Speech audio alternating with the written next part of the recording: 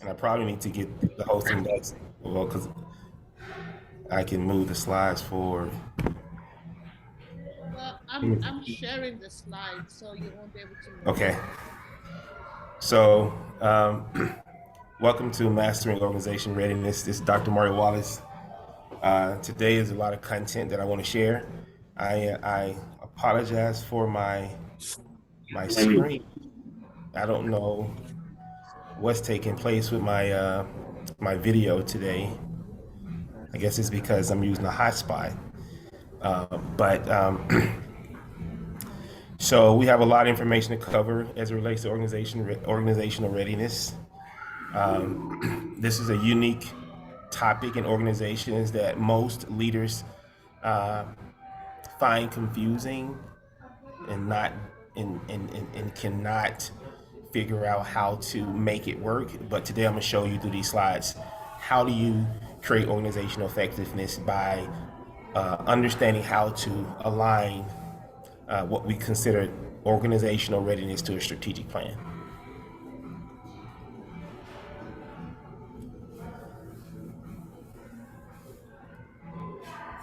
Okay.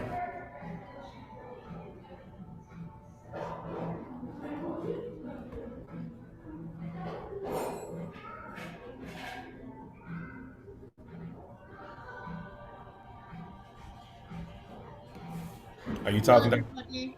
Hello, everybody. Welcome to this segment, this week's installment. I hope you had a chance to be with us in other webinars. If not, Dr. Mario can share the recordings of all the previous sessions as well as the future sessions. Just some housekeeping things. Please mute your phone if you're not speaking. Please leave your comments in the chat so that we can address those comments and questions that you may have.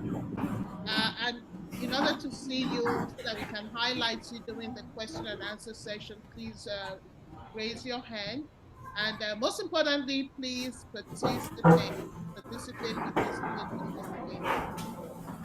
So let's get this started. So, which team are you on? Are you milkshake or smoothie? Please put which team you're on in the chat, and so that way we can read some of them. I can tell you that's a hard one for me because I like both. But team milkshake or yeah, team milkshake or smoothie. I actually, yeah, a lot of people are saying smoothie. I like smoothie too, because I like smoothie because it's an opportunity to get in a lot of fruits. But when I do my smoothie, I like to put in vegetables as well. So for whatever it's worth. Yeah, a lot of people would choose smoothie. A lot of people would choose smoothie. We're going to try and see if we can get the background noise a little bit down. Yes, Dr. Mario is going to try and move to another side of the office where he is. That's the life of the entrepreneur. Is always on the go. Uh, yeah, so he's going to try and move. But I like to put green spinach. I like to put spinach in my smoothie. So I guess I don't know what you would call that. That would be a green smoothie. Well, he didn't tell us to define what kind of smoothie, but I'm sure if we had opportunities to share recipes, I like to do the ratio of 60-40 or 80-20, meaning 80% vegetables and 20% fruits, or 60% vegetables and 40% fruits, just to kind of tone down on the sugar level of what smoothies can be. But he's so it does look like the team smoothie won. So we would move along, and I'm sure he's in a right spot now where he can talk. So that because the today's session is really full of a lot of information, and Dr. Mario is the expert in this area, so he's ready to download very, very impactful information. So I'm going to hand it over to Dr. Larry now. Okay. Can you all hear me? Yes. Okay. I'm moving around. Um, so I'm Dr. Mario Wallace. I've for the past 20 years, I've worked on strategies uh, for small businesses. In the last 10 years, 11 years, higher ed and academic medicine and healthcare. What I found interesting is that regardless, if there's a separation between small business and higher ed, academic medicine, healthcare, uh, but the methodologies and the concepts worked on both sides. You just have to uh, adjust them and localize them when it comes to a small business. I've written several books on strategy management. One is my seminal research is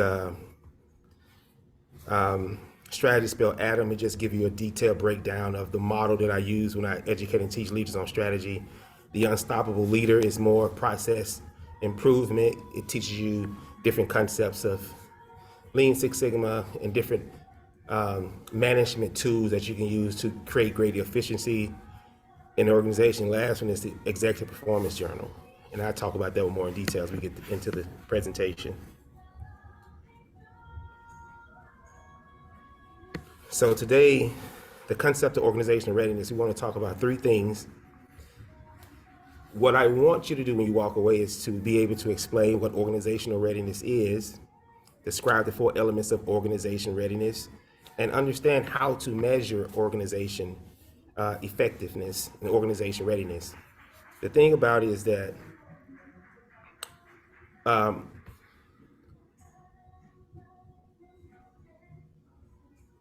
yes, the slides will be available along with the recording. Okay, so strategy is a hypothesis that over a time continuum, over time, what happens with strategy is that it increases value for an organization.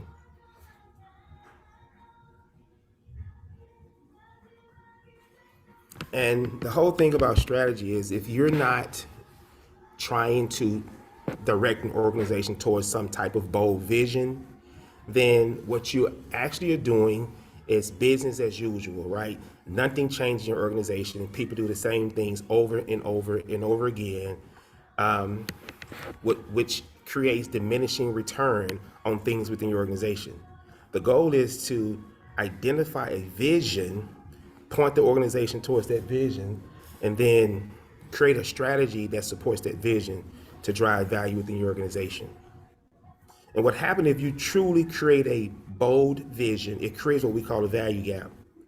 And the value gap is where you stretch the people, where you identify that that something needs to happen where you can build up the people's competency, skills, and attitudes. Okay, you can move forward. So, whenever you think of strategy, the goal is to create a strategy-focused organization. And what happens is, if you can see this diagram here, the arrow is pointing north. And what happens is most organizations have multiple strategies. If the organization is huge and has different business units, each business unit has a strategy that makes that business unit competitive in their industry. And what happens is, in order to what we call create derived value within the organization, it's to align all those business units to one strategy. And that's what you see to the right, the aligned version. In order to really drive strategy in the organization, you have to have a strong alignment. Everything needs to be pointing in one direction. The business units should not be pointing left and right. Everything needs to be pointing one direction. So when you create alignment in the organization, hold 1 second.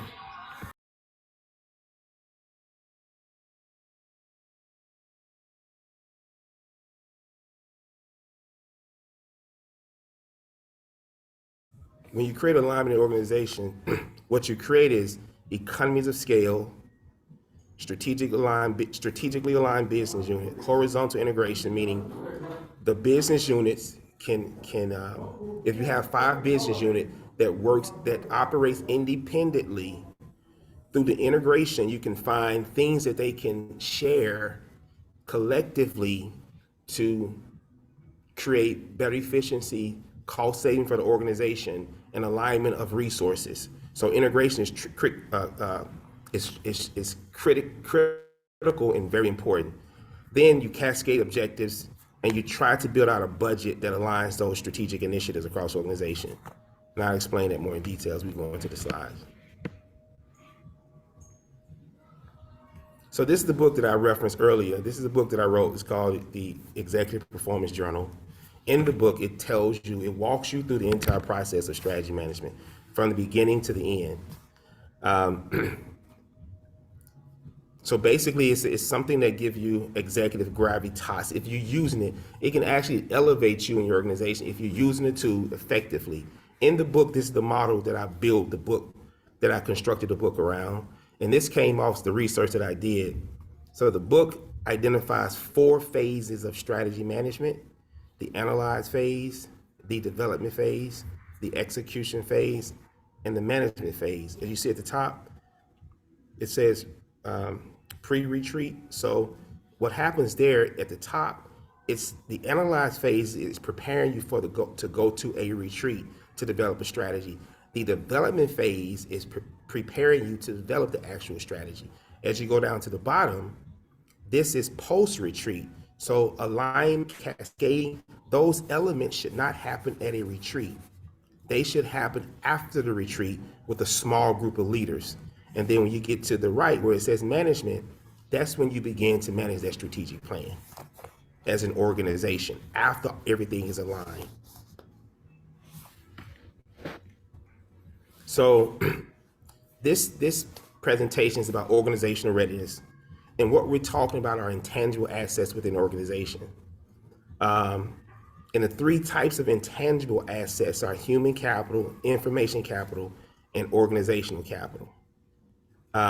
Each one is specific and unique, but all of them support each other.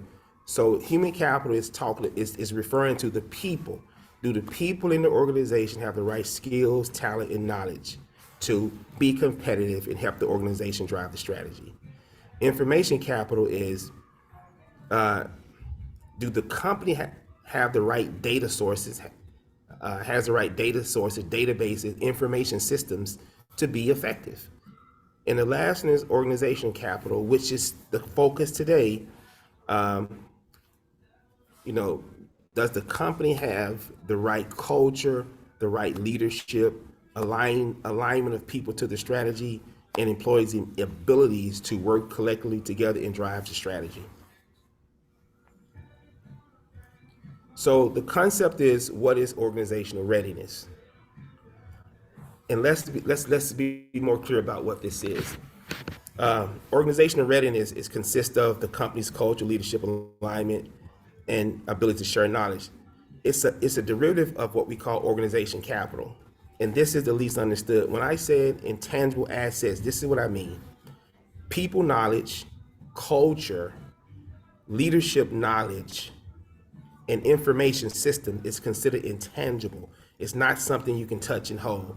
The financial outcomes of a strategy, they are considered tangible.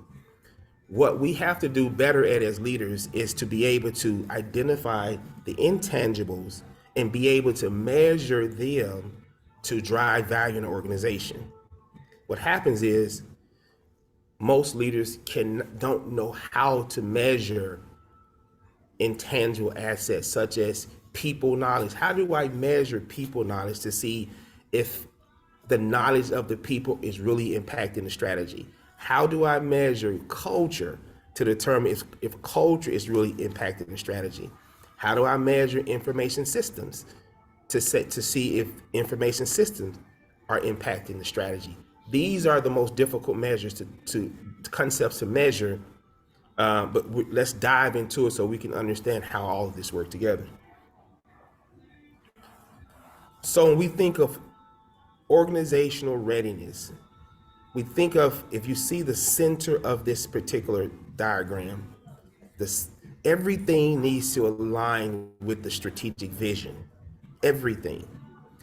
Once you have your strategic vision set, you align the strategy to the vision, you align the leaders to the vision, you create shared values in your organization, align and diffuse them across the organization, you align the employees through engagement, understanding their engagement levels, the policy and the people and people readiness, meaning you ensure that the staff and employees have the right competencies and skills and attributes, what I call KSAs, to actually drive the strategy forward. So basically what I'm sharing with you here are the four pillars of organizational readiness. But the next slide will go more detail into those pillars. So there are four pillars for organizational readiness that you need whenever you're developing a strategy. Once that strategy is developed, you have to focus on these four pillars. One is culture, one is alignment, one is people and teamwork, and the last one is leadership. But let me explain them. So culture is the pattern of shared values. It's the mindset and the belief that people have in the organization that they consider valid. We have to understand what culture is, and we have to define culture for leaders, because most leaders tend to confuse culture with what we call climate, right? And that's the policies and things how organizations work. They tend to confuse those uh, from climate to they tend to confuse climate with shared values. Shared values are beliefs and mindsets of how people function in an organization. And when someone comes in your organization that don't have those shared values, they will stand out. And they may be ostracized for not having those values or not trying to align to them. Then you have alignment. You have to align the strategy, the people to the strategy to make organizational readiness work. You have to align the people to the strategy, and then you have to align the leaders in the organization to the strategy. These are the four pillars that we have to focus on as we go throughout this presentation. These are the four pillars that also have to have some type of measured outcome for the strategy to work. So if you think about the four pillars, this is one of the four. When you're creating an organizational readiness plan, you have to identify initiatives and tactics related to each of the four pillars. These things is what change behavior in an organization. Let me say it again. Every pillar that I just shared with you, you have to go from pillar to pillar and identify the things that you want to see changed in the organization as it relates to your culture. These particular tactics within these pillars have to be funded by the business and finance officer, whoever the funding source is, in order for them to be implemented. If they're not funded, they would not be implemented. People will have competing priorities and find ways not to ensure that these tactics are implemented. So remember now, there are four pillars as it relates to organizational readiness. That's leadership, alignment, culture, and the people. This is one of the four pillars. This actual pillar, every pillar have to be built out. Make sure you understand exactly what you want the leaders to do and how you want the leaders to change, and identify it in tactics, and share these tactics with the leaders so they can socialize them across the university in order to drive a cultural change. Now, excuse me. Now, so how do we do this? In order to build out an organizational readiness plan, you have to have some type of document to react to. And what I use mostly is called a strategy map. So the strategy map has all of the objectives and goals of the company on a one-page document. So you're not flipping through a book of 30 or 40 pages. And this one page, you can look at it and you can evaluate as it relates to those four pillars. What should the leaders do as it relates to the strategy? What should the people do as it relates to the strategy? How do we align the people to the strategy? How do we align the technology to the strategy? You can turn the slide, click it 4 times, click, keep going, click some 4 more. Okay, so this is called a strategy map. What this is, these are goals that are aligned to 4 perspectives. At the top, you see financial perspective. Underneath it, you see stakeholder. Underneath it, you see internal process. And lastly, you see talent and technology. Let me explain what they are. Whenever you have a strategy, if you look at the top, this is a cause and effect matrix. You need to have financial goals at the top of your map, especially if it's a nonprofit organization and somewhat a for-profit organization. Then you need to have stakeholder measures. You want to collect data from your customers regarding your services that you're trying to provide. So you need to have some way to measure the customer's expectation. Is the company meeting the expectation of the customers? Underneath that is internal processes. This is where you continue to improve your processes to deliver the best services to your customer. So this particular area here is where you will consistently do process improvement initiatives to improve aligning HR strategy, providing proactive workforce solutions, ensuring a strategy-focused organization, manage and enhance world-class leadership and optimize services. You will, throughout the lifespan of your strategy, if it's 5 years, this internal process perspective, you should continue to optimize your processes, because when you optimize your processes, you increase the value for your customers who are measuring that outcome. And as you go to the top of the map, you gain the financial outcomes. So if you think of the bottom, talent technology, this is the area where you recruit, hire, develop, align your leaders, determine what the culture is, and determine the information systems that's going to support your strategy. This talent and technology is one of the most crucial perspectives in a strategy map, because this is where you develop your team. And if your team is not developed and you don't have the right culture, and if you don't have the right technology systems, then you're not going to be able to move the needle within the internal processes. Does that make sense? Okay. This document is actually a communication tool when you think of it. At the end, once you create it, it's for you to be able to communicate, and everybody in the organization needs to have a copy of it. So click onto this field. Yes, okay. So let me explain this again. Now, if you look at the bottom of the map where it says talent and technology, when you begin to build out your organizational readiness plan, you have to identify the 4 elements that I mentioned earlier. So look at the objectives of the goals at the bottom of the map. Recruit and hire, build staff strategic competencies, foster a high-performing culture, use technology solutions to integrate the organization, and invest in leadership at all levels.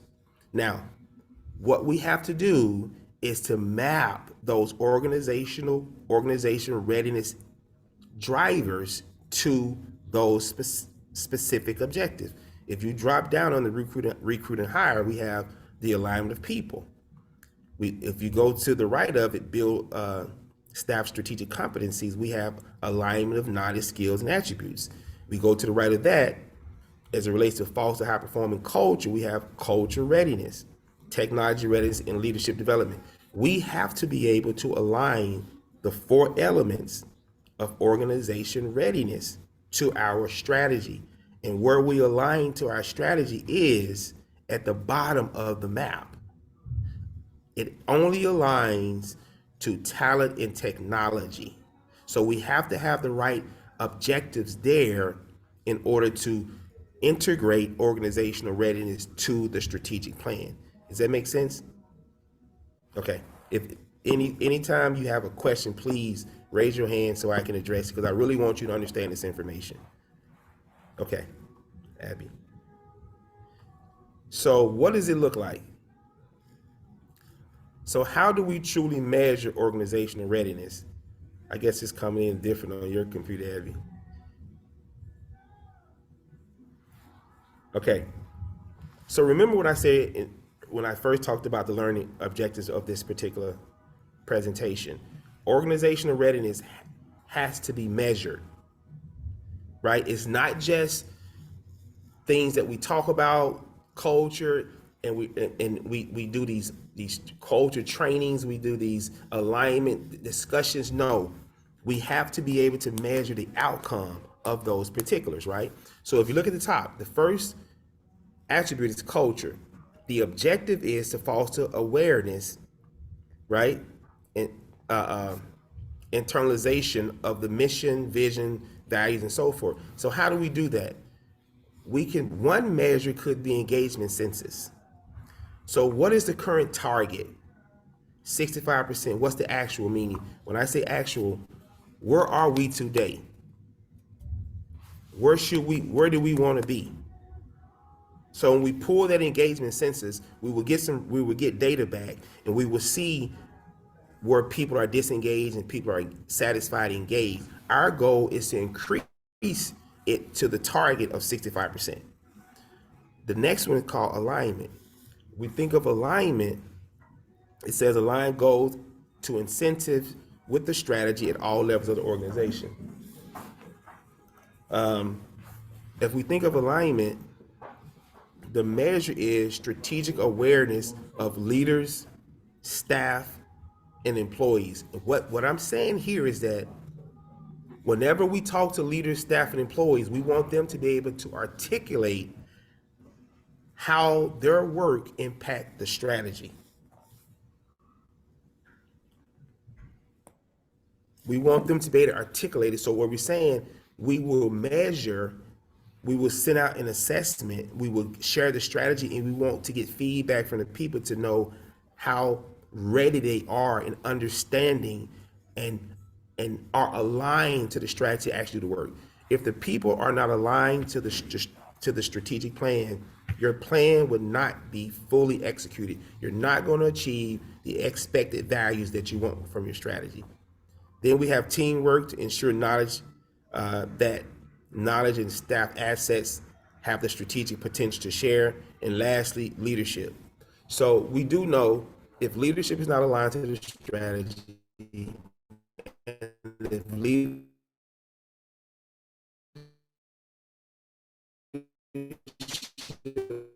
Your line is breaking up.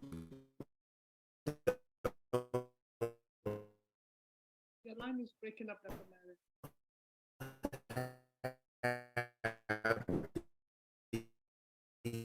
competencies, they will not be able to translate that information through the organization. They may not be resistant of the strategy, but they would not have.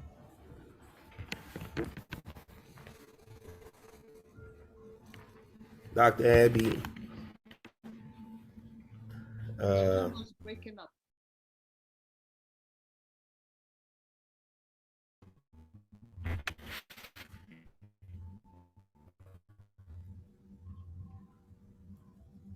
Your line is breaking up.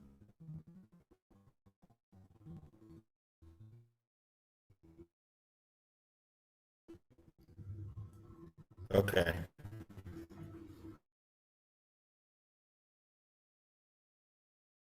So again, can you hear me? Yes, you may want to do a recap on teamwork and leadership. That was where your line started to go out.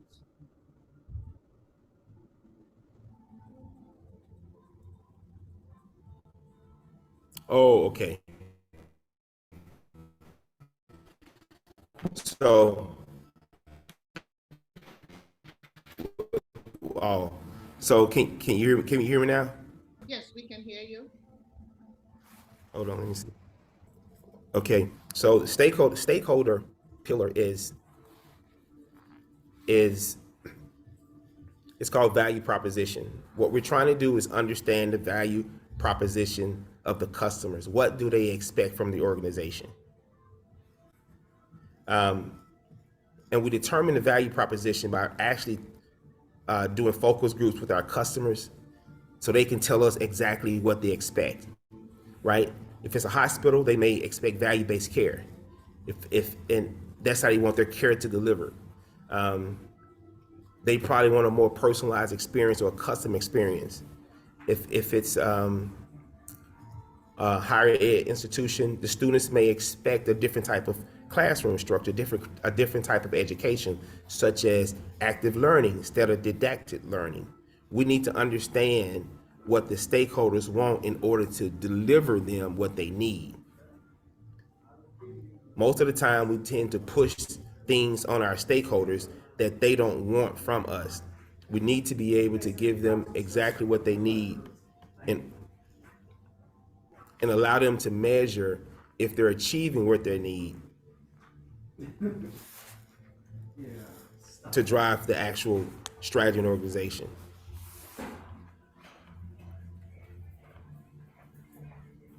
Let me read this for a second.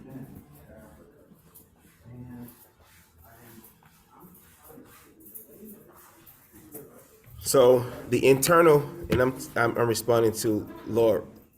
So the internal objective is related to, think about this process, operations, customer relations, compliance, innovation. Internal process, when you have strategic objectives related to internal processes, you need to write the objective that's related to operation efficiencies, customer relations, innovation, and compliance. So you build strategic objectives around those because and you consistently work on those over the lifespan of your strategy. So so the presentation, remember now, there's four things that helps us to build out what we call organizational readiness. One is culture, one is leadership, one is teamwork and people, and one is alignment. Right now, what I want to do is just give you give you information so you can be more steeped in the four pillars of organizational readiness. The first one is culture. And as you can see here, culture is defined as shared values and assumptions that can become taken for granted by organization. I mean, you go in an organization and you're trying to bring new things to it, and people push against those things. And you don't understand why they're pushing against it because you're there to help the organization advance. But what they're pushing against are norms. And we need to understand what the norms are in the organization to be able to mitigate the norms as we're trying to bring forth new things to the organization. We have to be cautious and strategic and understand what resistance look like. So, because assumptions are real to people in organization, and you will run into a brick wall if you don't understand what the assumptions are. So when you're trying to redesign what culture is, you have to identify the assumptions that the people think what culture is. And then you have to look at the strategy and say, well, these are the assumptions and they don't support the strategy. So we have to figure out a way to shift the culture to align with the strategy and then drive the people in that direction.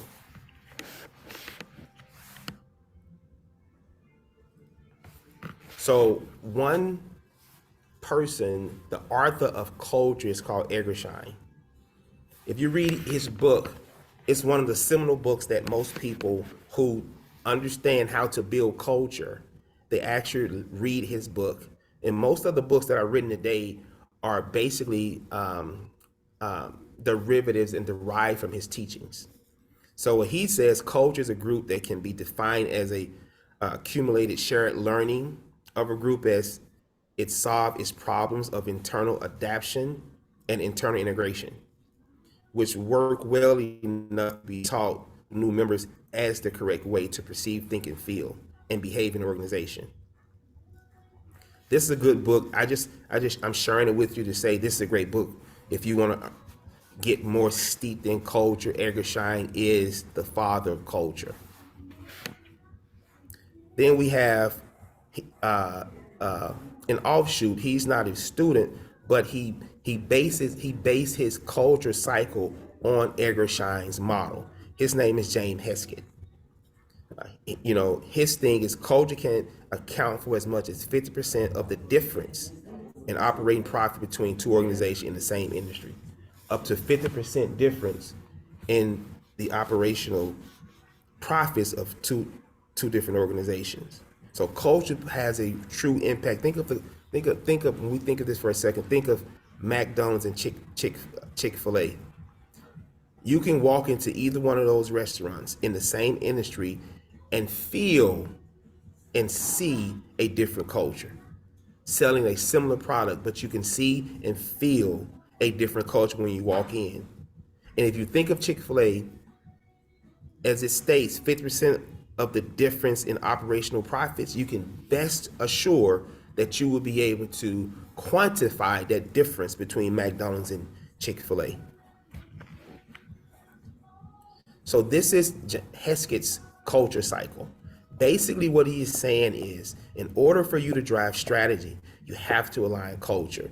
As you see at the top, the bidirectional arrow at the top, it says alignment with strategy and methods of execution. That's the first thing you have to do when you're trying to build a culture. You need to find out what's the organization's strategy before you start to build a culture.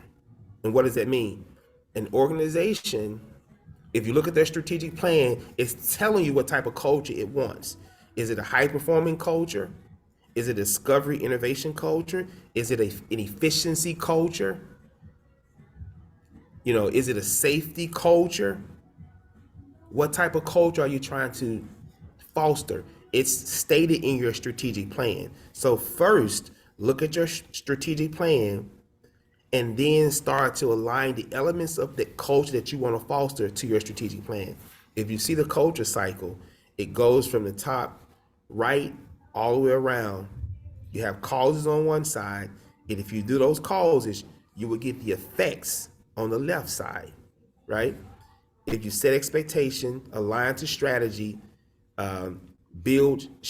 identify the shared values and assumptions that already exist in the organization, and build the leadership expectation, you can start to receive trust, engagement, ownership of work, self-direction, latitude, continuous improvement. You will start to see those things, but you have to anchor the culture first, and you have to anchor it with the strategy.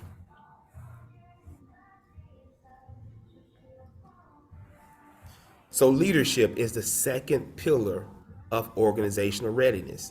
Remember, the goal is to become more steeped in this whole concept of organizational readiness. And let me emphasize, let me explain it again. Organizational readiness is how do we show up for a strategy with our leaders prepared, having the right culture, having the right technology and systems, and recruiting and hiring the right people, and making sure they have the skill set to drive the strategy. We have to make sure all four of those things are in place in order to drive strategy. In the last piece of that, we have to be able to measure these four pillars as they relate to the strategy. If you cannot identify a measure, a metric to know if you're moving the needle, then it's all for naught. So let's talk about leadership for a second. So when we think of organizational readiness, we have to anchor the executive and the cabinet leaders to the strategic plan. If you can turn the slide back there. One more.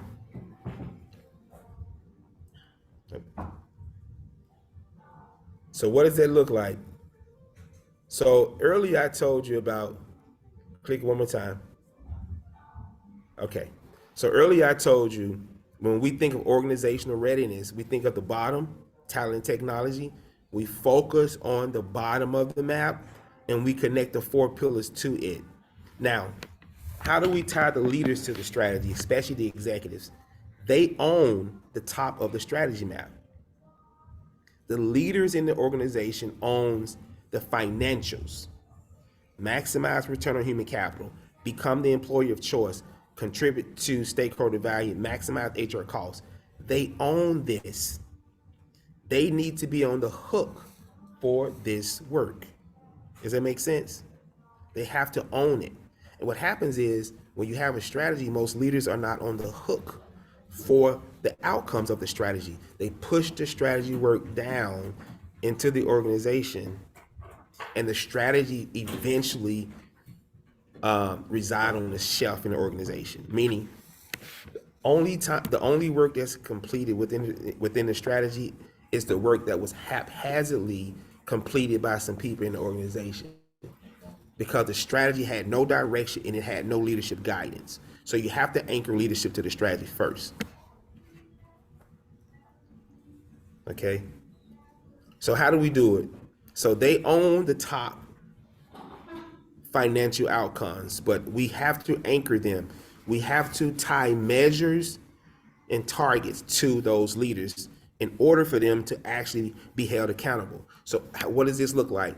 We want the leaders to report to the board on the things that they're accomplishing in the outcome perspective of the strategy map or the financial perspective. What we have here, hypothetically, if this was a healthcare organization or this example is more of a healthcare organization, right? So become a top ranked hospital in the nation. They're moving from 1 to 8. Second thing is increase revenues. The measure is new revenues, so we're trying to increase to 100 million.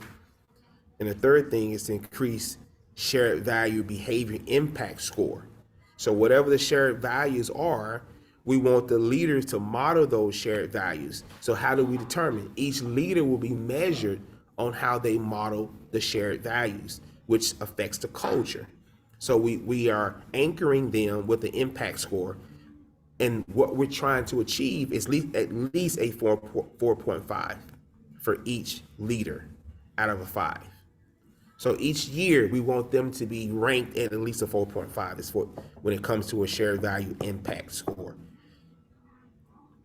So what we see here, go back for 1 second. We want to weave the shared values into the leadership performances. So Laura, the third objective, how do we measure it? We create a several ways. So we can create an impact index, and that impact index may have 5 or 6 different measures within the impact index, but it's a cumulative score. So the cabinet. So think about it. If you have 13 people on your cabinet, you can have the chancellor, the president, and those 13 people measure each one of the cabinet leaders according to that shared value impact index. So they are measuring the leader based on, it could be collaboration. So suppose these are your shared values. One of your shared values is collaboration. One of your shared values is diversity. One of your shared values is innovation. Depending on what your shared values are, you're measuring the leaders according to the shared values. So diversity could be number of underrepresented minorities recruited into your area, number of underrepresented minorities faculty that's in collaboration with research. So there's several things. So you create an impact index, a shared value impact index with maybe 3 or 4 or 5 measures that's associated with the shared values, and you have their peers to measure them on those shared values. They measure themselves, and then you have the peers to measure them, and you get a score. And if the score is different, so if the person measures themselves at a 5 and their peers measure them at a 3, then that's when you have a conversation with the HR director and the president or the chancellor to talk about what's really taking place. That makes sense, Laura? Okay, thank you. So the third pillar is alignment.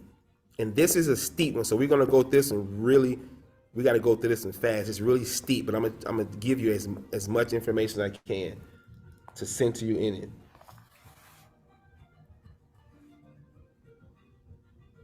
Okay, you can turn the slide at me.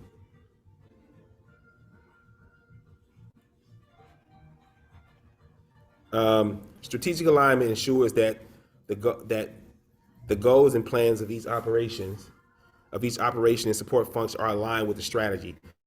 This technique is called cascading, but we'll share more in detail as we go through the slides. So the purpose of strategic alignment is to create what we call enterprise derived value. The purpose of alignment is to achieve, meaning the sum of the total is greater than the sum of the individual. So if you look at these boxes, what I'm saying here is that if you have 4 different areas, like academic medical center, let's talk about that for a second. You have education, research, and medical, and you have digital health, right? At an academic medical institution.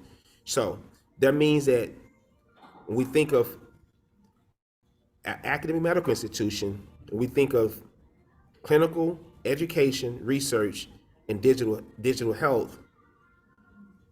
What we have is 4 different sets of customers: students, faculty, patients for the medical side, clinical side. Digital health is patients also, but they're patients from they're attaining their accessing their services different. And then we have research. Research is trying to figure out a way to find cures, clinical trials, all those things, right? What we want to do is see how do we leverage all 4 of them and leverage the customers of all 4 of them to provide lower cost of service for all 4 customers across all the 4 different areas, mission areas within the organization.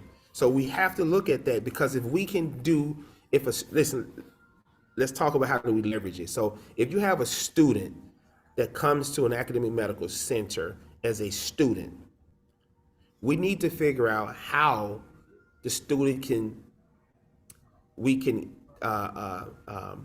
achieve better outcomes with the student and give the student more value through research as well as through clinical care. So that means that we need to provide the student with a better student package as being a student, right? So that means their health service needs to be cheaper than those who are not a student. Let me explain. If we're providing a service to this student within all 4 areas, education, research, medical, right? If we're providing a service to these students across 4 areas, then we should be able to provide them with a better solution. Since as a student, since they're one customer as a student, but they go across the 4 different mission areas. So we should be able to give them a better service as a customer of our organization. And we need to think about that with all our customers. So we need to understand what the value creation is. We need to walk all of our customers through our value creation model. We need to walk our customers. We need to understand what the value propositions are of each one of our customers. And then we need to look at it from an enterprise perspective. So now we've looked at it from each business unit. Now look at it from an enterprise perspective. How do we truly leverage all of these 4 or 5 mission areas to really drive value for the enterprise strategy, not just the business unit strategy? And let me explain this for 1 second. Competitive advantage lives within the business unit strategy, not the corporate or enterprise strategy.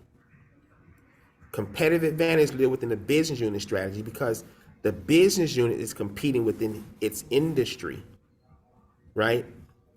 If it's healthcare, if it's an academic medical institution, you have education, research, digital health, and clinical. Digital health is competing against other digital health providers.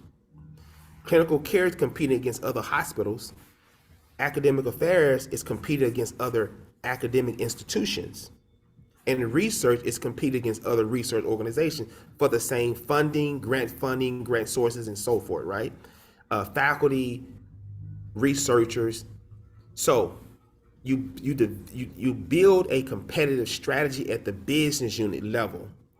But then when you build the enterprise strategy, you identify certain things within each one of their strategic plans and you bring them up to an enterprise strategy. So at the enterprise level, you have what we call portfolios of work. And those portfolios of work come from those business unit strategies. And when we think about enterprise derived value, we're trying to look across the four areas and determine what key value can we derive from all four as it relates to their customers. Okay, Abby.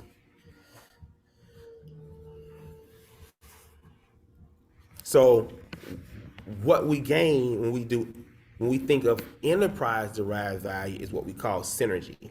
And synergy is a concept of economies of scale, meaning 1 + 1 doesn't equal 2, 1 + 1 equals 3, 4, 5, 6. It's an unknown number if you truly create synergy across your organization. Now, we're under the alignment pillar, so we must align the resources. So how do we align the resources? So this particular slide has objective, measure, targets, and initiatives. So in a strategic initiative, if you look across where you say initiative, a strategic initiative is a project. And if it's a project at the enterprise level, it needs to be budgeted at the enterprise level. It should not be budgeted in a business unit. If it's budgeted within a business unit, you're going to get what we call competing priorities. You have to separate it. And what we call this is StratX. It's called strategic expenditures. Whenever we are thinking about enterprise cutting strategic initiatives or projects, we have a separate line item.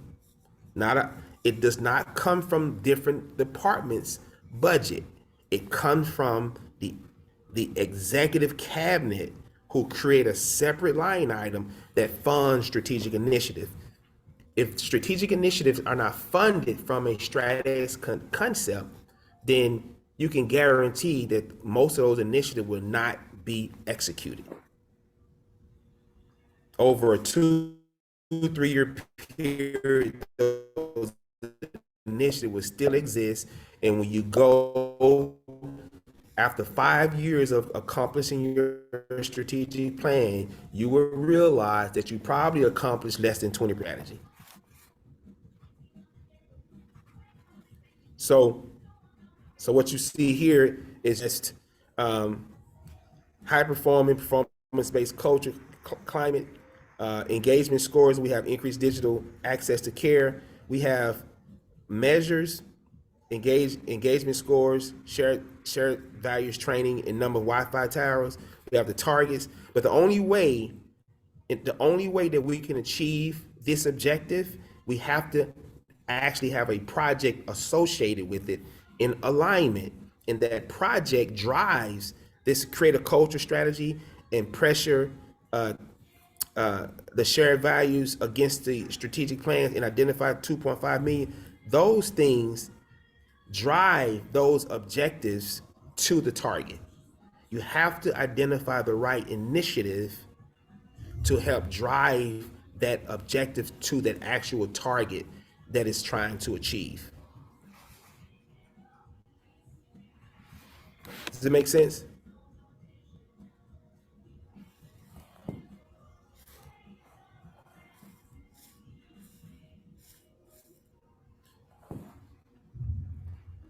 So we're still under alignment.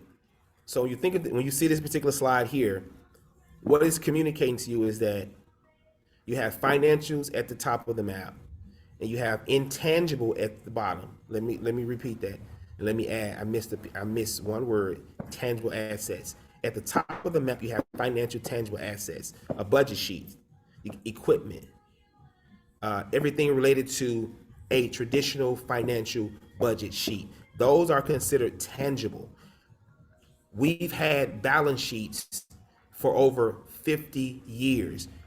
People know how to, especially CFOs and CEOs, they understand how balance sheets work. Those are considered tangible. On the balance sheet, you have equipment, you have, long-term, short-term assets on the balance sheet. So those are considered tangible. The challenge is at the bottom of the map. The bottom of the map consists of intangible assets. We have to be able to align the bottom of the map to the top of the map. So what is recruiting and building a strategic competency bench strength? Which objective at the top of the map does it impact? Because when you go to a strategy review meeting, you're trying to test the hypotheses. Does that make sense? So if you look at the bottom of the map, T2, build a staff,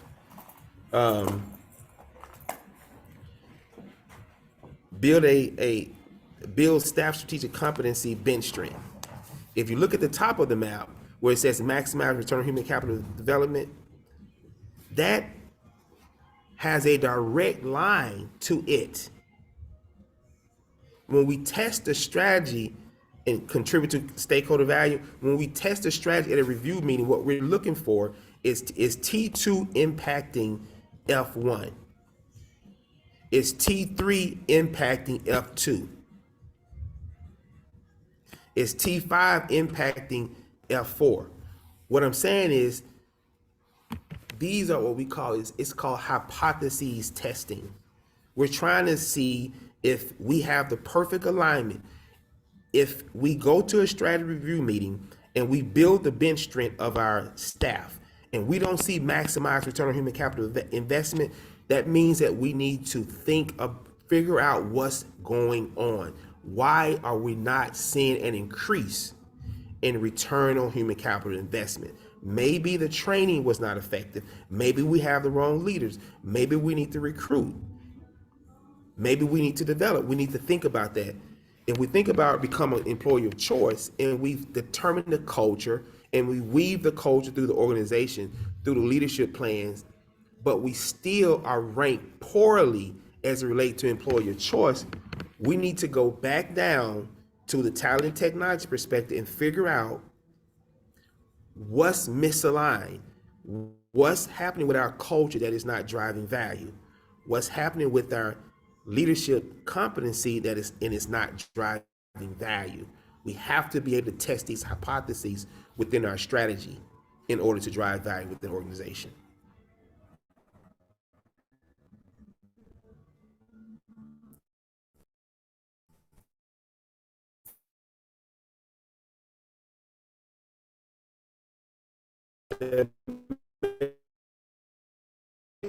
Sense, because that was a whole lot right there.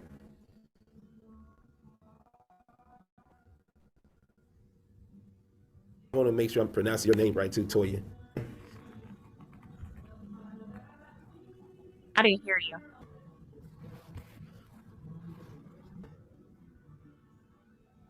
Montoya? Okay. I got it.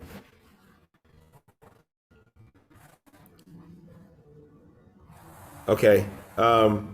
So when we're still under alignment is a whole lot of work. And I'm gonna share these slides with you to help you get through it. And then you can always, at the end of the slide, my number and my email, we can talk through this information one-on-one on the side, okay?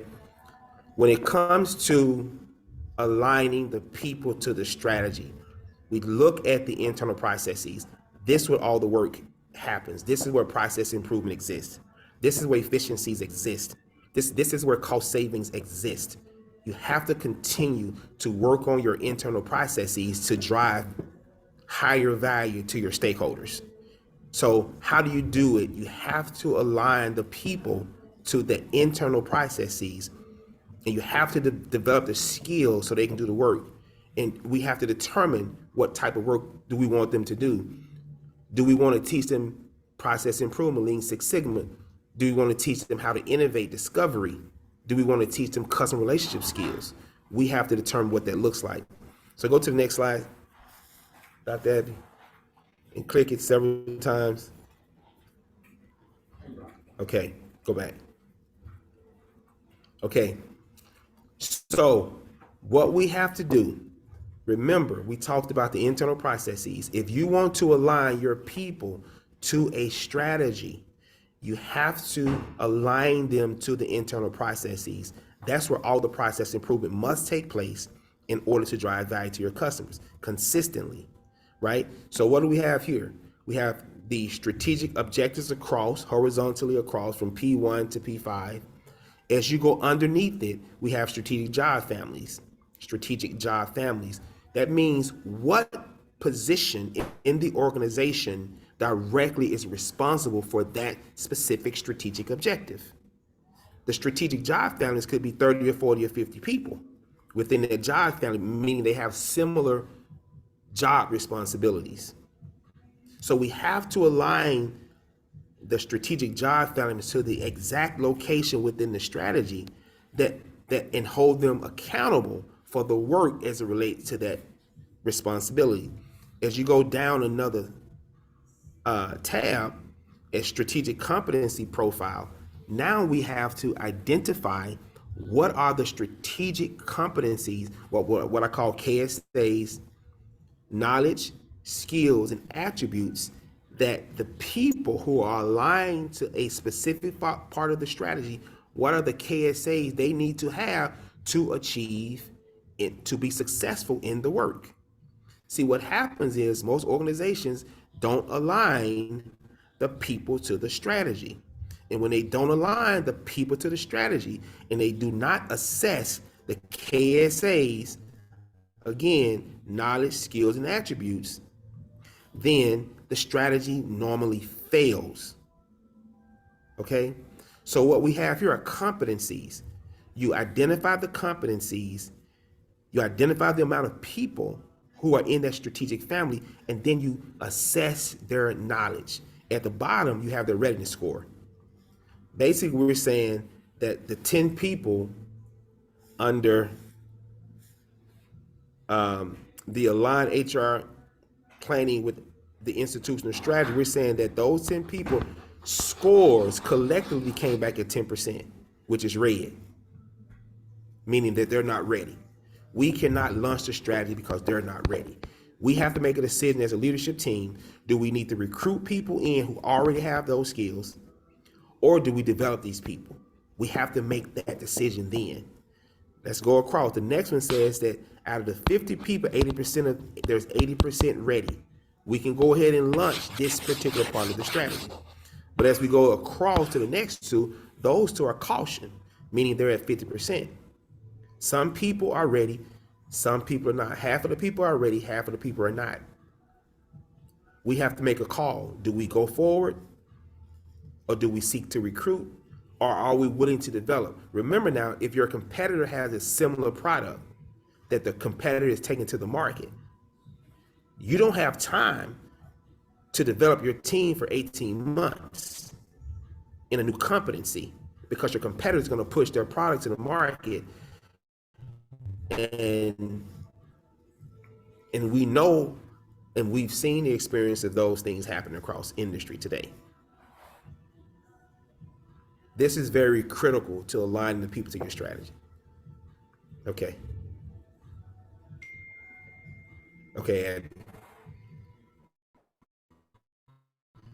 So how do we assess the people? We identify the KSAs, we build it out into a sheet like this. The person, each employee, And what happens is you L. E is W is well may need support. We need to understand it because what is competitive from a staff perspective is those people can actually teach other people that skill. And if they can't do that, we really need to be trying to figure out how do we develop them. Remember, the strategy will not be effectively executed if we cannot ensure. So let me say this right here. Strategic readiness, human capital readiness is like a liquidity measure, right? It's how fast can we get them ready to execute the strategy to drive performance across the organization? Or how fast can we get them ready to compete so that we can be ahead of our competitors? Let me read what Laura said. A clarification, if I may, in the previous slide, what are shared services? So in HR, so shared service in HR are the people with the technology capabilities, right? The HRS, the people who manage the human resource systems like Workday and things like that. They're more the technical people who manage those particulars within the organization.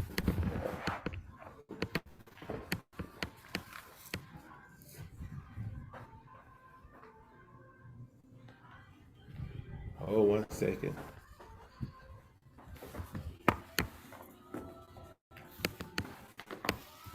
Does that make sense?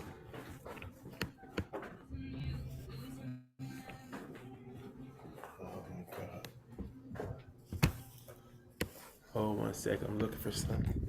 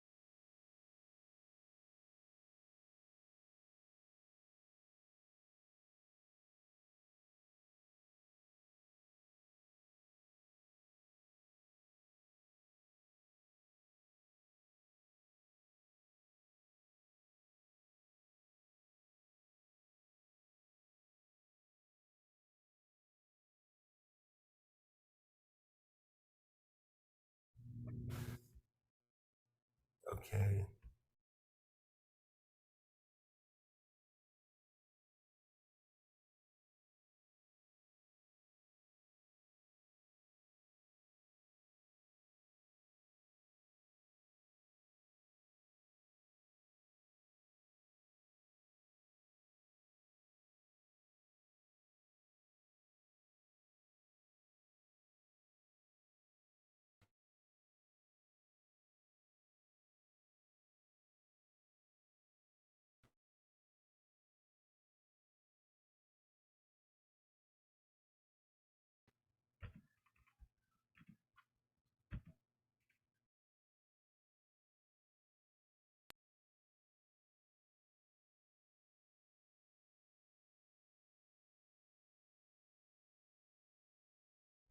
How you doing? Okay. Can you hear me, Doc? Yes. Okay. You can move forward. You can move forward, slide. Move again. One more. So there's a concept. Yeah, click that about 3 times, 4 times.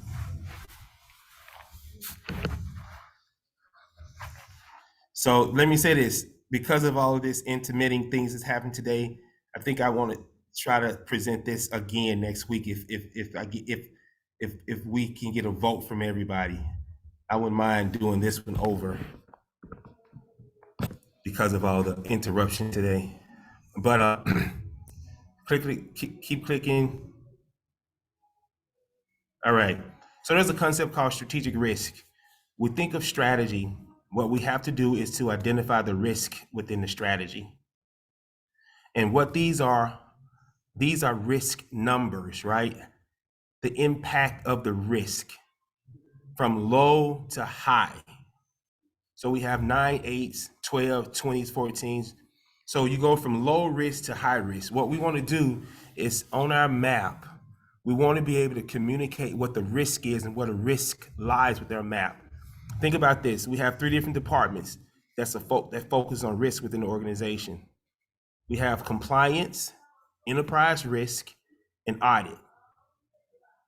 We want all 3 of them to be able to evaluate the strategy for the organization. That means that they need to look at the strategic projects and determine the risk of those projects on the strategy and on the organization.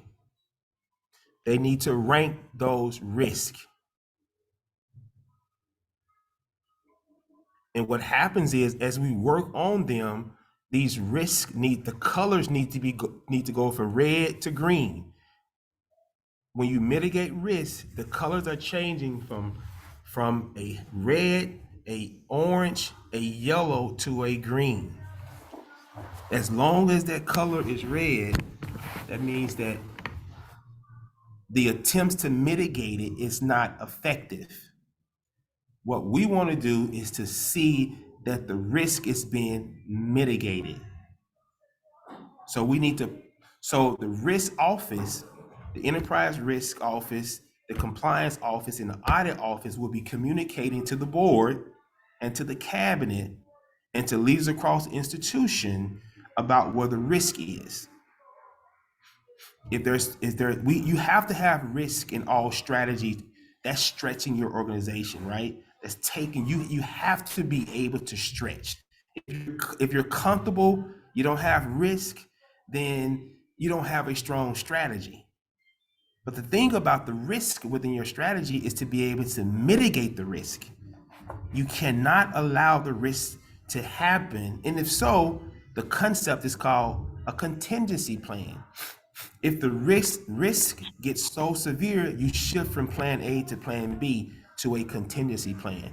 So the purpose is to identify the risk, and then before you execute your strategy, identify a contingency plan. 1 or 2 things that say, if this fail, we can go to plan B and plan C. Does that make sense? Okay, let's get through it. We're close to the end. So another thing about alignment, we're still in alignment. You see how much alignment is compared to culture and compared to leadership? Alignment is a whole lot. So think about it. Now you have a corporate strategy and you're trying to cascade it across the organization. So whatever's on a corporate strategy, you map it down to the strategies within the organization. So you have customer focused groups and you have support groups. The blue are support groups. The the the blue are the support groups, and the gray are customer facing groups. What we want to do is to make sure that the strategy at the corporate level is embedded in all the business unit strategies. That's how we align an organization. If the business unit strategies are not aligned to the corporate strategy, then you have a siloed environment. You have a vertical structure and the work that they're doing is not helping to drive performance across the institution. What you want to see is elements of the corporate strategy in all the business unit strategies.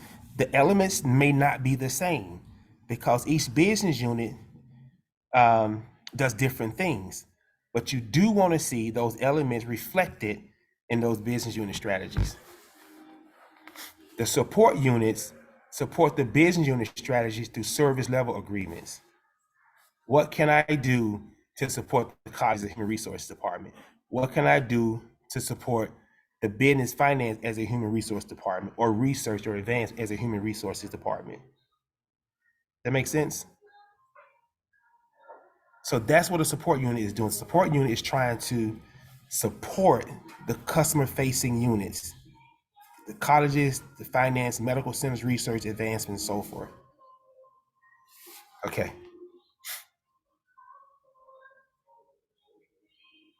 Performance model. So now there is something called performance model, and I'm gonna have a separate training on this one, but I'm just gonna briefly cover it today. So,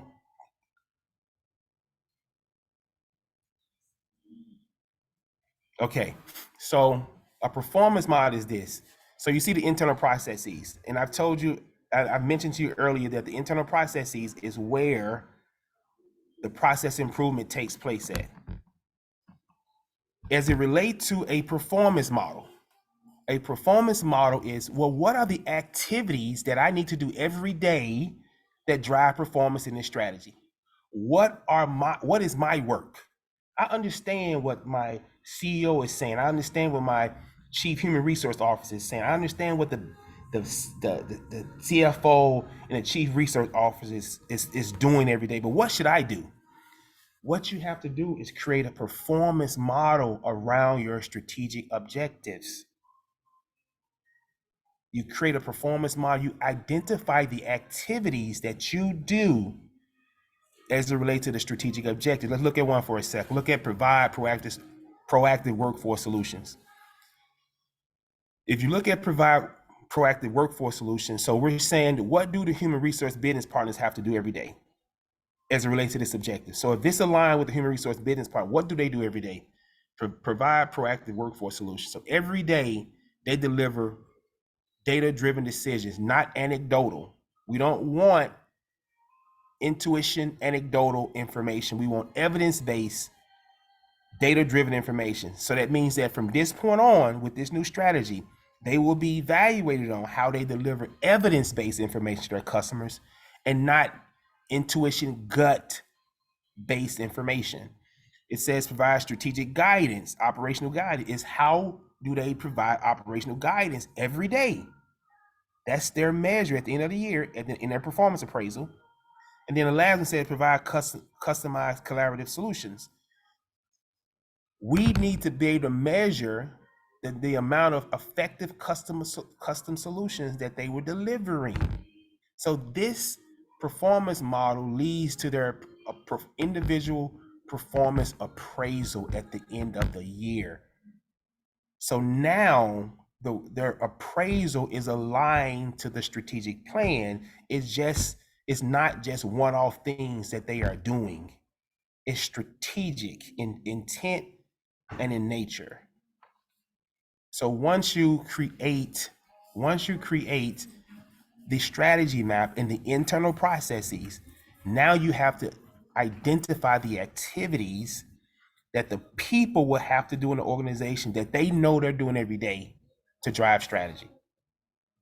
See, the leaders will be managing the objective, the green box and the blue boxes. The leaders will be managing those, but the employees need to know what they need to do every day that ties them to the strategy. Does that make sense? Because if you think about it, most performance management systems do not tie employees to the strategic plan. If you really think about it, we have to tie them to the strategy. Okay. Abby, communication plan, click again.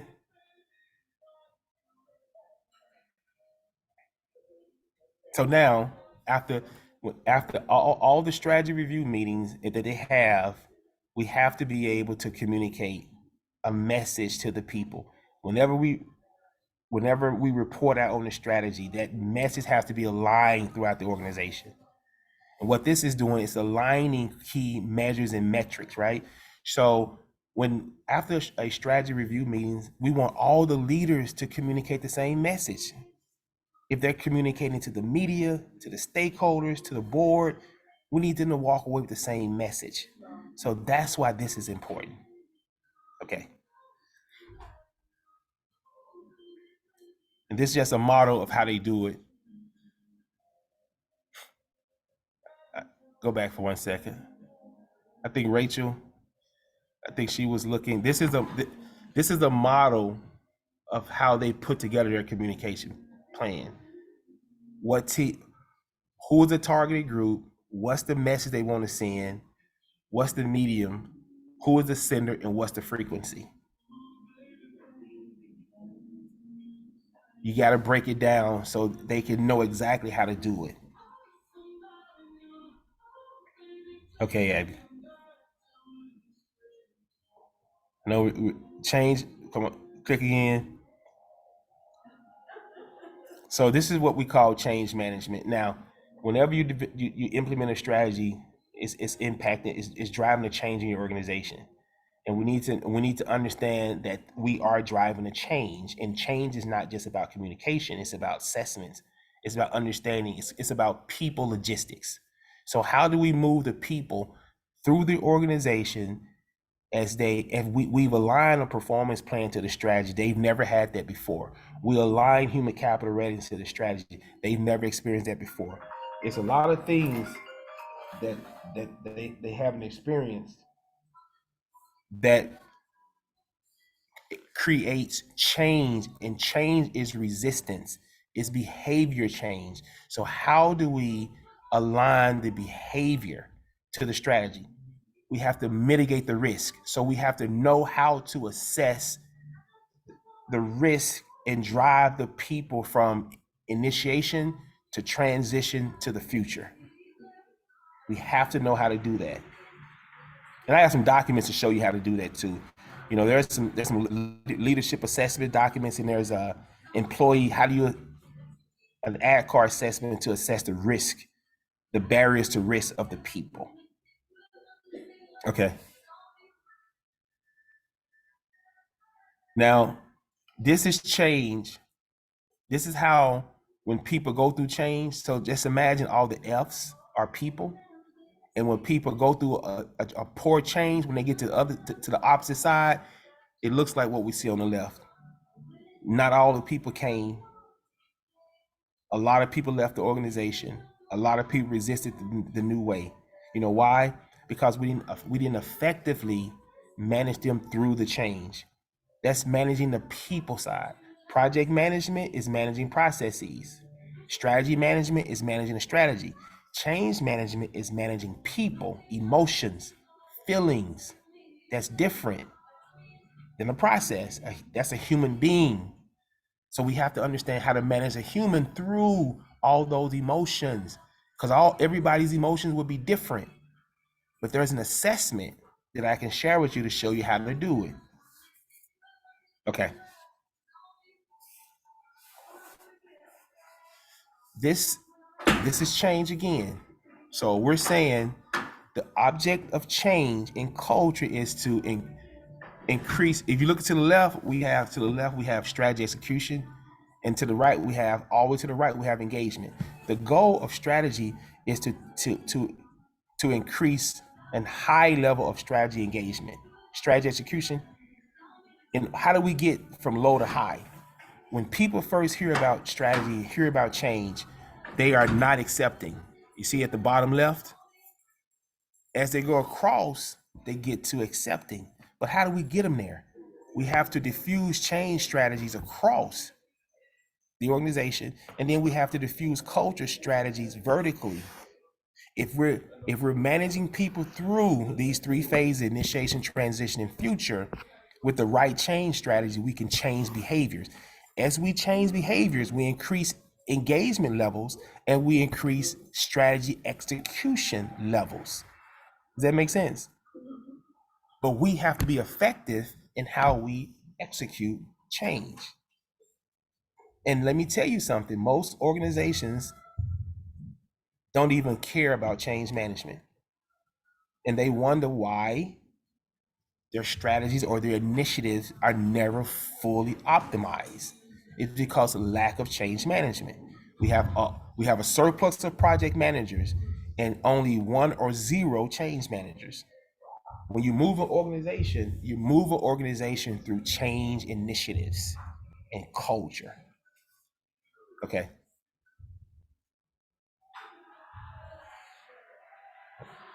We get to the end. One more.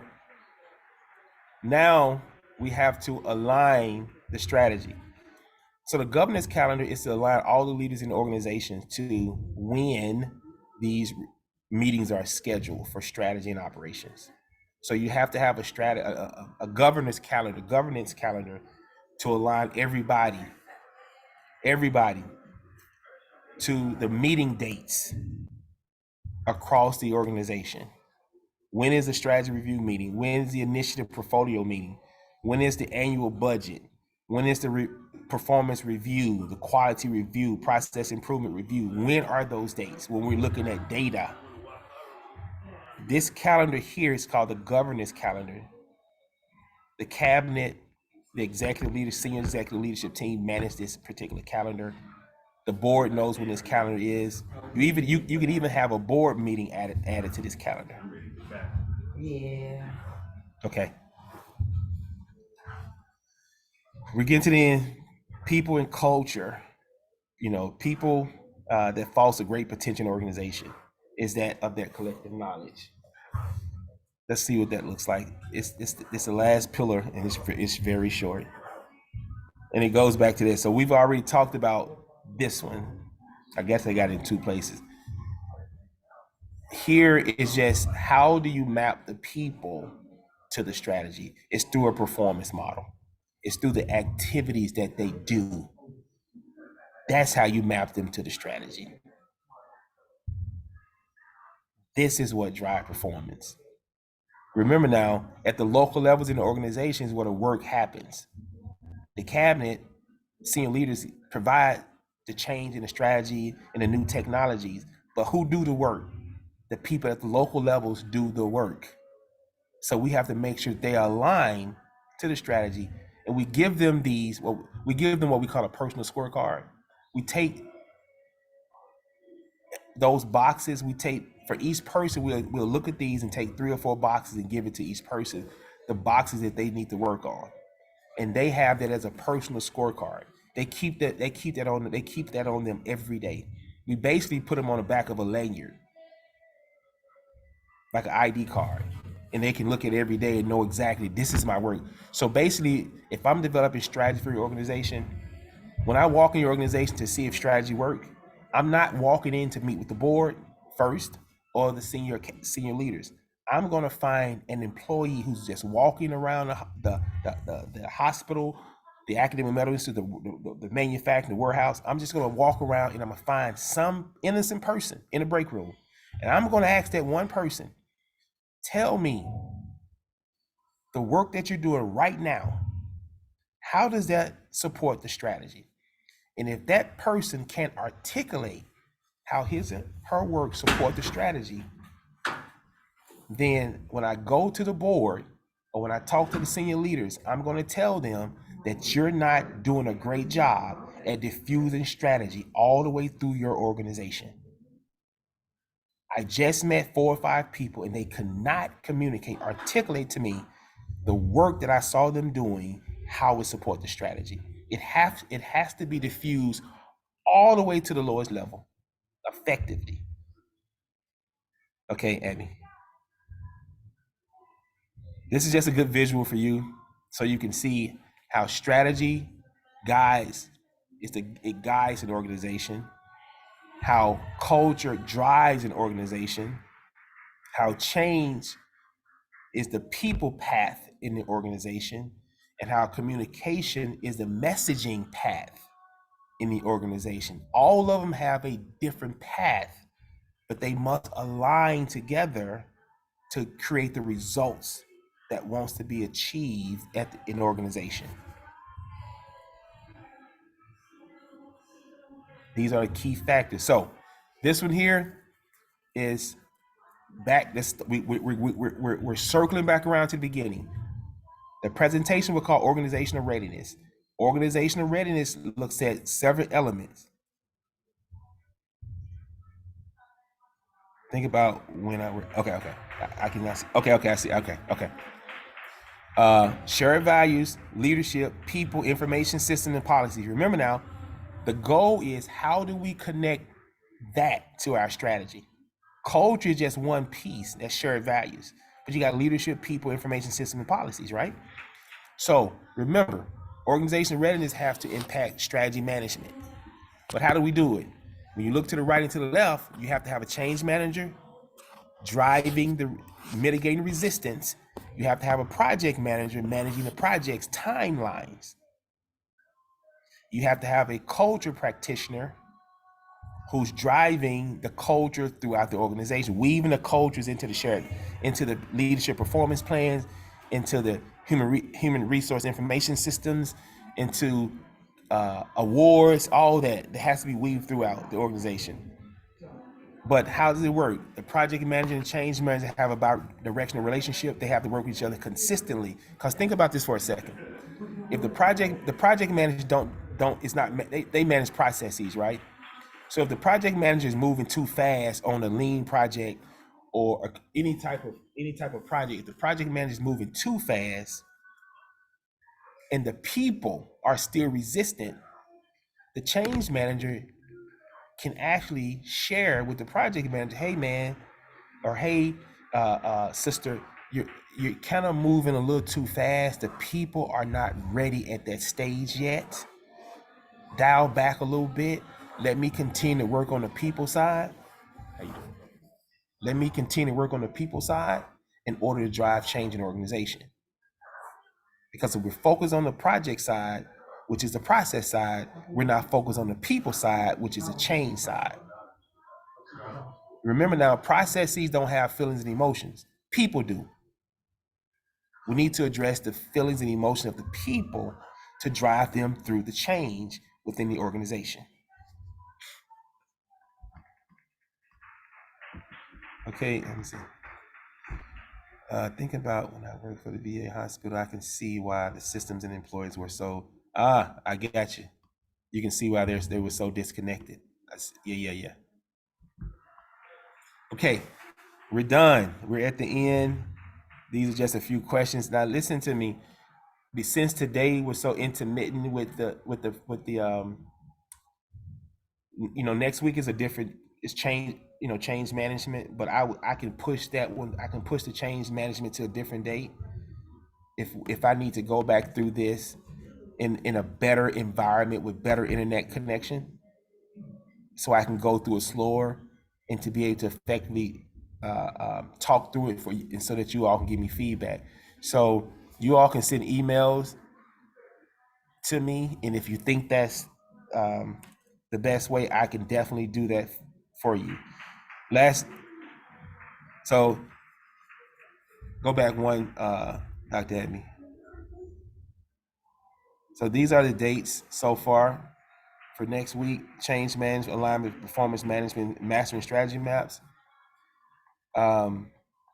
I can actually repeat this one next week and push and move change management to a different date. But just send the email, let me know collectively as a group, and I can make those adjustments.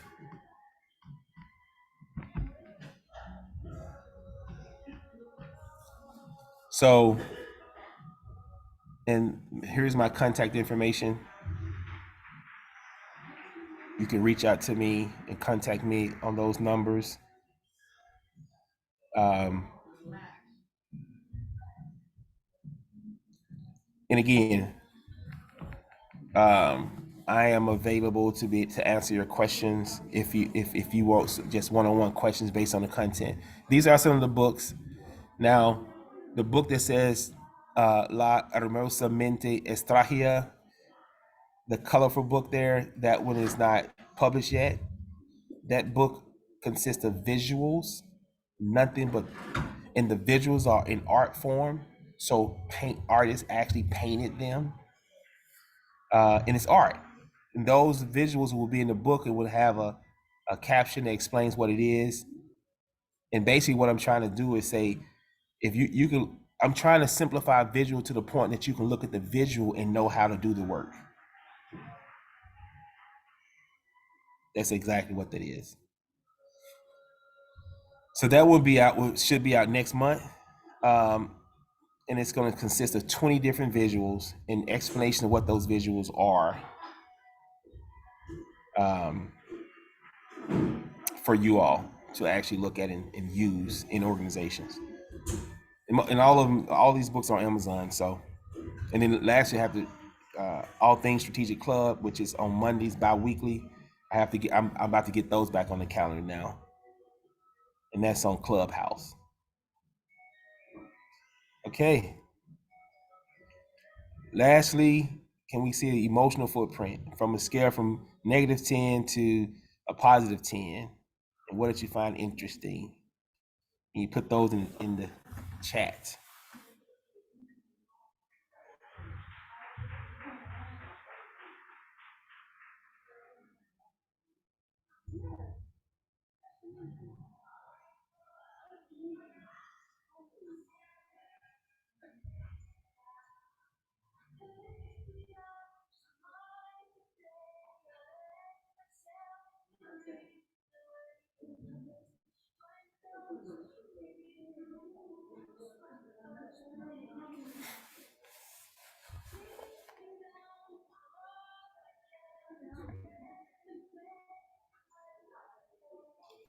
Yeah, I agree, Dr. Abby. It's really I'm actually in Philadelphia.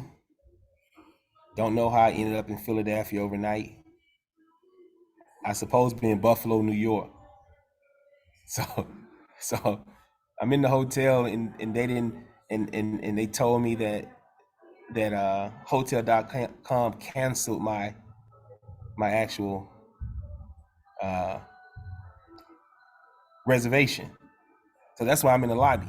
So now I'm leaving here to go to another hotel. So that was the cause of what took place today. Because I came here, I'm way late than when I was supposed to arrive. I was supposed to have arrived last night. All right. Well, thank you all. Thank you all. Send. Let me see what Laura she's saying.